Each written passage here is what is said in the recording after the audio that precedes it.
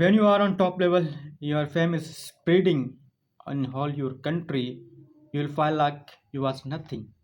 I'm talking about the Sheikh Hasina, the ex-PM of Bangladesh, the daughter of founder of Bangladesh, Sheikh Mujibur Rahman.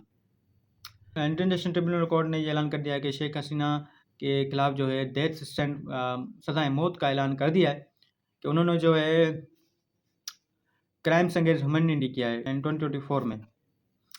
अगर देखें तो Bangladesh was a part of Pakistan. Pakistan के बारे में ये कहा जाता है कि हम इतनी जल्दी कपड़े भी नहीं बदलते जितने जो उनके पीएम बदलते रहते हैं। इन 1947 में जब पाकिस्तान ने आज़ादी हासिल की तो सब पाकिस्तान के बाद जो सबसे बड़ा जो मसला था वो टू इस्टैब्लिश कॉन्स्टिट्यूशन। पाकिस्तान के पास जो मसला था वो कॉन्स्टिट्यूशन बनाना था। टिल 9 ईयर तक पाकिस्तान ने जो है अपना कॉन्स्टिट्यूशन नहीं बनाया, क्योंकि बांग्लादेश ने ये कहा था कि हमारी जो है ईस्ट पाकिस्तान ने कहा था हमारे रिसोर्सेज भी ज़्यादा हैं, हमारी अपनी लैंग्वेज है, हमारा अपना कल्चर है, हम जो है मोस्ट पॉपुलेटेड है as compared to the west. So हमें जो है कॉन्स्टिट्यूशन में शामिल किया जाए, हमारे लैंग्वेज हमारा कल्चर जो है कॉन्स्टिट्यूशन में ज़रूर शामिल किया जाए। East was the most Hindu populate area, Hindu populated region. So west ने कहा था हम जो कॉन्स्टिट्यूशन बनाएंगे ऑन द बेसिस इस्लाम पे बनाएंगे, इस्लाम पे कॉन्स्टिट्यूशन होगा। पॉलिटिकल इंस्टेबिलिटी शुरू से ही जारी थी। इन 1955 में जो 1 यूनिट लागू हुआ था, जिसमें वेस्ट ने उसको एक्सेप्ट किया था मगर ईस्ट ने उसको अपोज किया था, डिनाई किया गया था, क्योंकि उन्होंने कहा था कि हमारी रिसोर्सेज हैं वो जो हैं हमसे लेकर वो ईस्ट में जो इस्तेमाल हो रही हैं, हमें उनसे कुछ भी नहीं हो रहा, हमें जो है सब्जुगेटेड किया था, दबाया जा रहा है। सो ईस्ट ने उसको अपोज किया था। जैसे 1971 में बांग्लादेश ने पाकिस्तान से आज़ादी हासिल की तो Sheikh Mujibur Rahman was founder of Bangladesh. उन्होंने 1973 में इलेक्शन फर्स्ट डेमोक्रेटिक इलेक्शन करवाई, जिसमें वो 90% वोट लेते हैं और अपनी जो है हुकूमत जमाते हैं। इन 1975 मिलिट्री कूप होता है, जिसमें शेख मुजीबुर रहमान को अपने घर में घुसकर मारा जाता है, उनके 17 अफराद को मारा जाता है। Sheikh Hasina was in abroad, वो अपने बहन के घर में थी, जिसकी वजह से वो अपनी जान बचा सके। आफ्टर 1 और 2 ईयर शेख मुजीबुर रहमान को भी मार दिया जाता है और उनकी पार्टी की बीएनपी बांग्लादेश नेशनल पार्टी को जो लीड करती हैं खालिदा जिया, उसकी वाइफ, और अवामी नेशनल पार्टी जो शेख मुजीबुर रहमान की थी उसको लीड करती हैं शेख हसीना। 2 लेडीज़ 2 पार्टीज़ को जो है लीड करती हैं। इसके बाद कभी शेख हसीना ने जीता तो कभी जो है खालिदा जिया ने जीता। सो इन 1976 के बाद इन 1990 तक जो है मिलिट्री कूप रहा उसमें बांग्लादेश में। पाकिस्तान में भी मिलिट्री कूप रहा। अगर देखें तो 1958 से जो है मिलिट्री कूप आया पाकिस्तान में। मोर देन 35 ईयर्स जो है पाकिस्तान में जो मिलिट्री ने हुकूमत की है। इन 1975 में जो फर्स्ट प्रेसिडेंशियल सिस्टम बनाया गया बांग्लादेश में, जैसे पाकिस्तान में बनाया गया था इन 1962 में। अयूब खान ने अपना कॉन्स्टिट्यूशन भी दिया था 1962 में, जो on completely basis of the president, जिसमें सारी अथॉरिटी जो है प्रेसिडेंट के पास थी। और 1975 में ज़ियाउर रहमान ने भी यही किया था, प्रेसिडेंट सिस्टम लाए अपने बांग्लादेश में। बांग्लादेश ने आज़ादी हासिल की तो शेख मुजीबुर रहमान ने कोटा का जो ऐलान किया था, फ्रीडम फाइटर्स के लिए जो है 30% जो है कोटा का ऐलान किया था, जिसमें उन नौकरियां और उनको जॉब वगैरह मिलेंगी।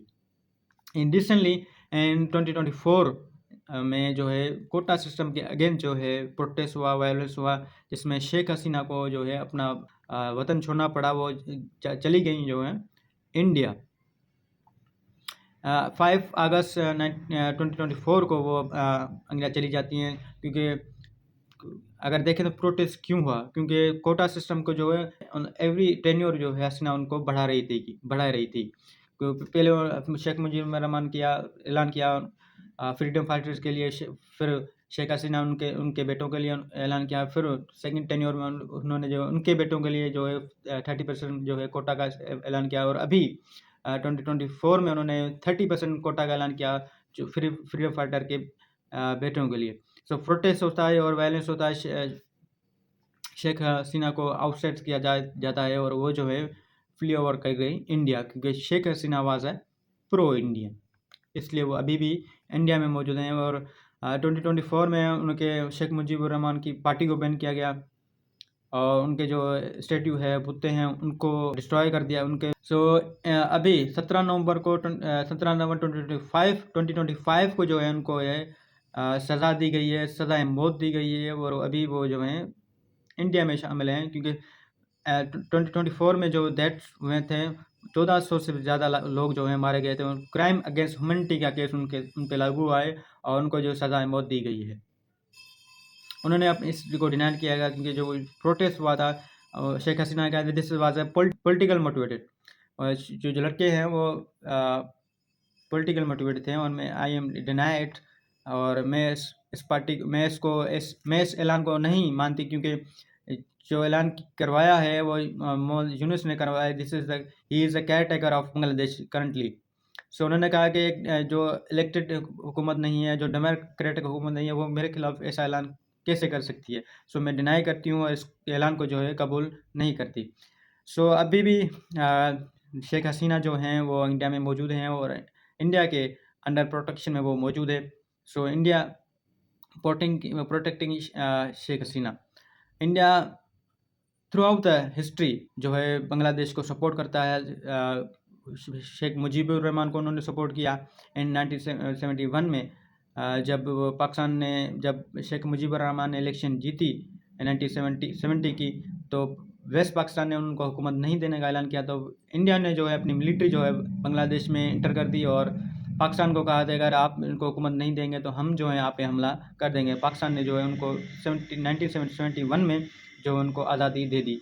तो अभी तक जो है इंडिया जो है उनको सपोर्ट कर रहा है, उनको बैक कर रहा है और उनको जो है पॉलिटिकल प्रोटेक्शन दे रहा है। शेख हसीना को जो है अपनी प्रोटेक्शन दे रहा है। So let's see what happen, क्या होता है तो देखेंगे। Thank you.